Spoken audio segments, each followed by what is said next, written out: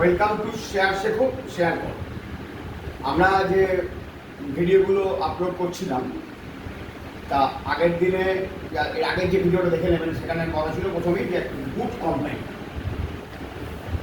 Company দেখতে হলে অনেকগুলো জিনিস দেখতে হয়। তার মধ্যে একটা জিনিস নিয়ে একটা আলোচনা করব, P and PEG.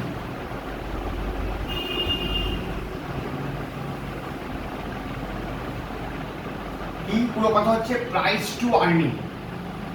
Price two earning, একটা কোম্পানি প্রাইস মানে কোম্পানির শেয়ারের কি দাম আছে, আজকে বাজারে শেয়ারটা কী দামে বিক্রি করে মনে করুন শেয়ারটা বিক্রি হচ্ছে 500 টাকা, আর কোম্পানি আর্নিং করছে পার শেয়ার 10 টাকা, তাহলে পি হলো 50 টাকা।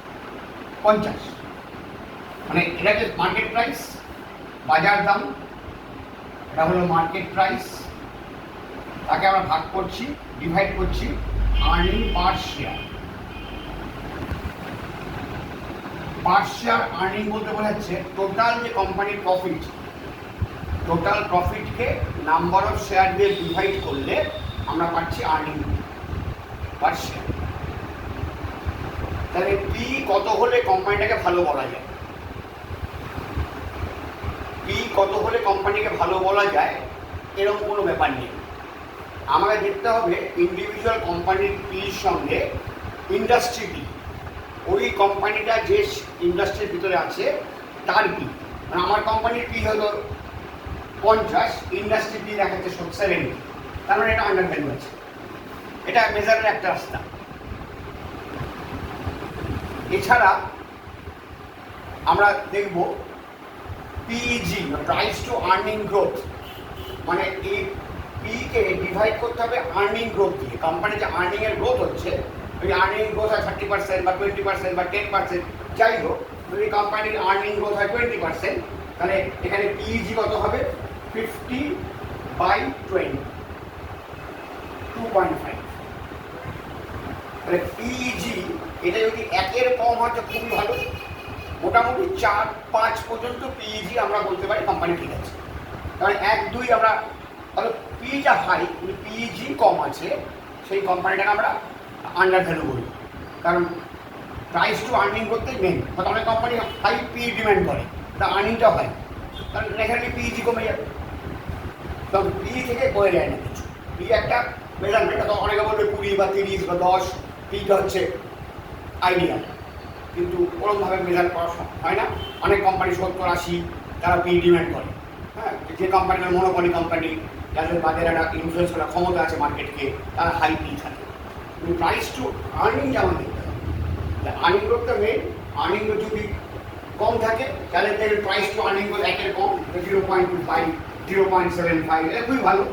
সবসময় এগুলো পাওয়া যায় না, তা মোটামুটি 1-এর কাছাকাছি, 2-3 মানে 5 প্রাইস টু আর্নিং গ্রোথ যদি মানে 4-কে ক্রস করে, মানে পিইজি যদি পিইজি গ্রেটার দ্যান 4 হয়ে যায়, তাহলে এই কোম্পানিটাকে আমরা ওভার ভ্যালু বলতে পারি।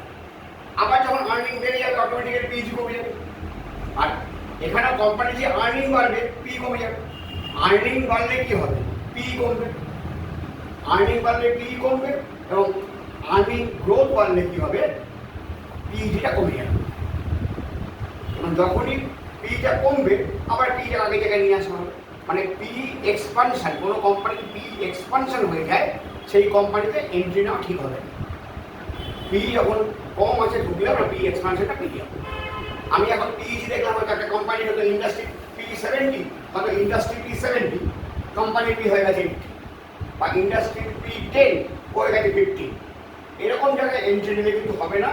আর পিইজি 4 এর উপর হলে 5 ম্যাক্সিমাম, এর উপরে গেলে পরে কিন্তু আমরা ধরে নেব ওভার ভ্যালু। এরকম গুড কোম্পানি মেজার করার অনেকগুলো প্যারামিটার আছে, তার মধ্যে একটা আজকে হলো। আবার পরের ভিডিওতে পরের আমরা করে দেবো। এই চ্যানেলটাকে সাবস্ক্রাইব করে দেবেন, যদি লাইক করবেন, শেয়ার করবেন, আমাদের রেগুলার ভিডিও আসবে, আপনি শেয়ার মার্কেটটা ঘরে বসে শিখে নিতে পারবেন। এর জন্য আপনার কোনো ট্রেনিং নিতে হবে না, খালি আর ভিডিও নোটিফিকেশনটা অন করবেন, তাহলে সব ভিডিওগুলো আপনি পাবেন। বেল আইকনটা প্রেস করে রাখবেন। সমস্ত ভিডিও আপনি পেয়ে যাবেন। নমস্কার।